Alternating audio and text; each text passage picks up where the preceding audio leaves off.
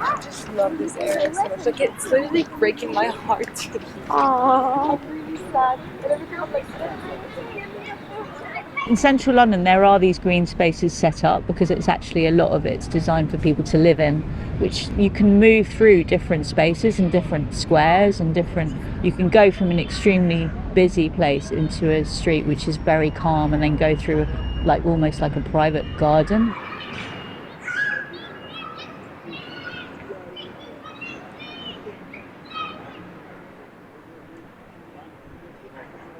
Originally, a lot of these parks were private property, and some of them are still gated and you can only access them with a key. If you somehow are connected to the people that own the property or you have access to that. Obviously, this park is not. I always try to walk inside this park so that I am in the nature before I actually go to the classes. So this is a very regular walk path to classes. We looking for parks in any city. We go to Amsterdam, Paris, parks, always. I'm going to Leather Lane Market. Got a therapy appointment, my weekly therapy. I'm currently a master's student in Sheffield and I have a job interview at IALS in about an hour. I guess I come here because it's a park in the middle of London. Like, either side is just, it's so busy, it's all cars, it's all noise, and then it's kind of like a little oasis of kind of tranquility here. I walk from here to my work every morning through the garden, and I appreciate it much more now that I'm working here in the garden. It's a very nice walk now. I'm on a lunch break here. I work locally. We come to the park just to enjoy just the sounds of the park, watching people relaxing, feeling out in a more relaxed environment. You see all sorts of people here, just quietly, I would say, enjoying the square. You know, whether they just come and have their lunch here or whether they're like me and they come and sit and read their book, you know, for the afternoon. And yes, you can see wildlife here. I saw 2 jays. When these spaces were planned, they were planned for conservation. They were planned for our natural habitats. It's only in the modern era where things all went to the council. The council hired people that didn't really know much about green spaces, and they do a bit here and they do a bit there, but they're not actually focused on what else lives in that park. You know, I feel quite sad that a lot of people, young people, seem to just like sitting in a room with a screen, you know, rather than coming out and experiencing real life, you know, the real world. It makes like comfortable. Yeah, like, very happy. Yeah, very happy. Because like you can see like loads of people having fun, like the trees look very beautiful, like this is a very safe place. There's also something really important, I think, about having like just nature be part of the city, to be surrounded by plants, to smell the shit sometimes, sure. You know, to be in an area where at least just in your immediate vicinity, like people are resting, people are sitting on the grass and being human, you know, not just doing things. It's just something you don't get an opportunity to do much in London, I feel. It's always nice sitting on the grass. I used to actually, it's a bit weird maybe to say, but I used to just watch the pigeons and just like see what they were doing and kind of observe their behaviors. And I think like, I don't really think about pigeons all that much, but if you actually sit there for like half an hour while you're having lunch and you watch all the pigeons, and every now and again they'll kind of fly off to one direction, and you see the other pigeons kind of like watching to see what the other guys are doing. and then making little decisions. You can kind of see them like thinking like, oh, should I go over there with those guys, or should I stay here? And as soon as like a critical mass of pigeons goes, they all kind of follow.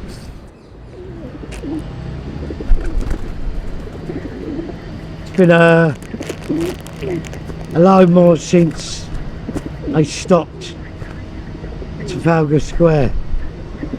They stopped feeding them at Trafalgar Square.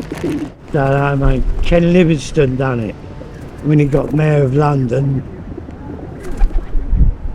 I don't know, he said I don't like pigeons, so he banned them. The thing is with birds, if they're comfortable in a space, they will congregate, and that's what you feel when you come into the square, because it is in a conservation area. There's no real traffic, buses. You can kind of be in the center of the city and still hear the birds, and you can still, you're surrounded by these massive plane trees, and it really humbles you and reminds you how little we are in the big perspective.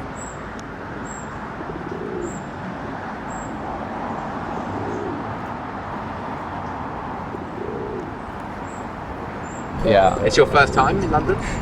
For me, yeah, my fourth. Fourth time? Yeah, for me first. From yesterday, and we go tomorrow. What are you going to look at? Like, what things are you going to see? The British Museum and see people. I think later we should go to Buckingham Palace. Class. Even if I were to just have a picnic by myself in a park like this, you can people watch, and like there's this sense of stillness. You can't just sit outside of a train station and do the same thing. People will just kind of look at you like, what are you doing? And there's a sense of shared experience in that, even if it's unspoken, and there's nothing wrong. No one's judging you for being in that space. So it's a nice little break, and it takes you away from the urbanness of the city, but no, I don't think it's comparable with outside nature in London. It's a funny one because in some ways here you are really aware of the city because it's quite a small green space, so you can see the cars all around, but it kind of gives you almost a way of actually connecting to the city and with a bit more space to it. I do think it's a little bit harder when you can still kind of hear cars in the background and see them in the background. It still feels like I'm very much in the middle of a city. So in fact, that's kind of one of my cons about going for this job interview, because I don't know that I want to live in London because it's too grey and concrete, and even places like this it's not quite nature. I would say in the woods it's a lot more lonely, mostly trees, I'll be honest, but in a park like this there's a lot more going on and it's a lot more enjoyable. There's a lot more greenery. You wouldn't in the woods, I would say hypothetically you would really see maybe dead trees or something. There's not really that around here. It's just nice. It's a nostalgic feeling you get. When I first came to London to study at SOAS, I lived the other side of the square. The street I was in was a tiny, dark street, and then I'd walk across the square and it was like a liberation. And I would see song thrushes and blackbirds and hear them singing in the spring, and I was completely charmed. But the birds here are you don't really see any special birds. They're just pigeons, magpies, maybe a crow or two, They probably stay up there. They're plane trees, the London plane trees, quite a lot of them, the larger ones, but they have such giant trunks. The bottom of them are really huge. You just want to wrap yourself around them, and they're just beautiful and so old. This wood pigeons they actually live in the trees, but it's like they live in, I don't know, in buildings, on shelves. I do like trees. I've got an app that tells me what trees are, and what they do. I tell my kids about it. Okay. So I can teach them about, nature and looking after nature. And getting kids involved, because you don't really see children digging and planting stuff. You don't really see that anymore, and it's right to involve the children in these things, because how are they going to know about nature if they don't interact with nature? What is it for people who only know this is the city is the life? It's completely, our understanding of nature is completely different, right? My family didn't have enough money to go on holidays when I was younger, right? So that's why my experience to the nature was also limited. I also have other friends who were able to do that. They were more exposed to the nature than I ever was.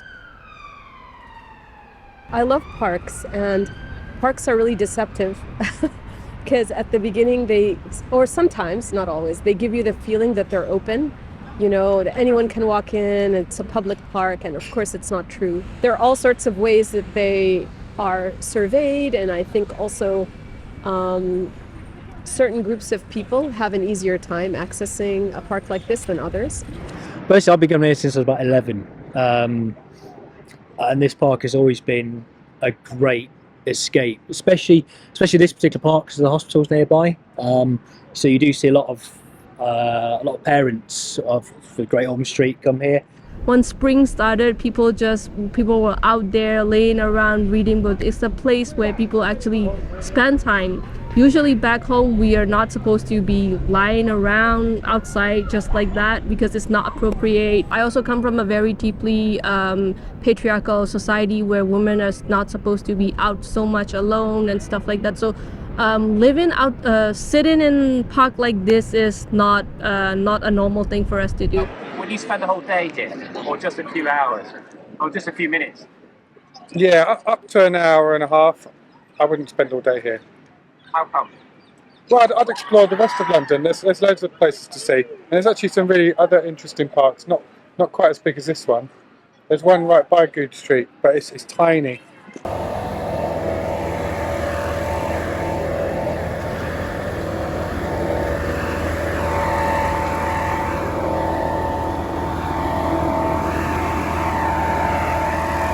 I thought I didn't want to come to school today, but I realised that I'm giving nature a 10 out of 10 today. Nature's nice. Yeah, there's nice views as well. Yeah. Why is it nice? Because, you go in your garden, you wouldn't really get stuff like this, would you? You come out and it's just nice. Just come out, enjoy the sun, go into the shade, just chill. Who knows, just have a look at some stuff, walk around. And I love grass. Grass is my favourite thing ever.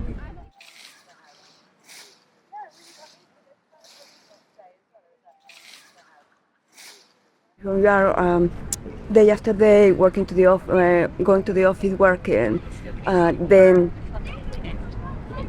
you don't notice, and it can pass sometimes years without you realizing, but you are lacking something, and you don't really know what it is. See the color of the computer, the color of the desks, the color of the walls, but you don't see more colors. So when you come and see all the beautiful colors of the flowers, is like being able to breathe.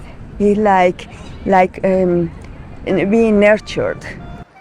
Being in the city, working, it's one part only, but we need the other part as well. We are not complete.